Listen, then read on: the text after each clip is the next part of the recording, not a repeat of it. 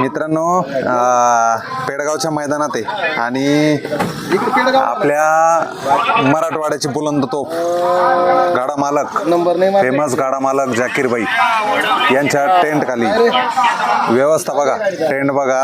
आणि सध्या चालू आहे आमची भाजी काही मी केली नाही, भाजीचं क्रेडिट आम्ही घेतोय दोघं जण, जाकीर भाई मी.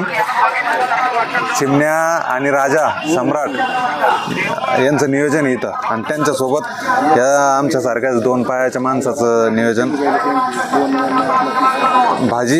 भाजी बनवणारे आचारी दाखवून हे आचारी खास बापू पोरकर, नाशिकचे खरेदी विक्री करणारे बैल खरेदी विक्री करणारे बापू पोरकर यांनी खास ही भाजी बनवली. भाजी दाखव जवळून दर्शन, भाजी पहा. भाजी ही व्हेज आहे बरं का, नाही तर समजशाल हे जाकीर भाई सोबत आहे म्हटल्यावर तुम्ही समजशाल का बिर्याणी चालू आहे का. हे मिक्स व्हेज चालू आहे.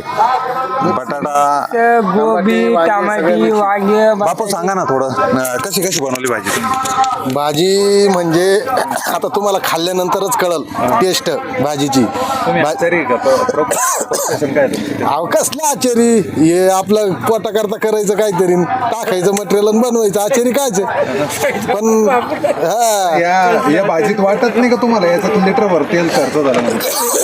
हे आमचे नवा भाऊ चिमण्याचे मालक, यांचं थोडं डोकं जास्त चालत, त्यानं तेल थोडं वाढवा टाकलं. हा ना, वाटत नाही का ना भाई, खरंच लिटरभर तेल जास्त आलं या भाजीला.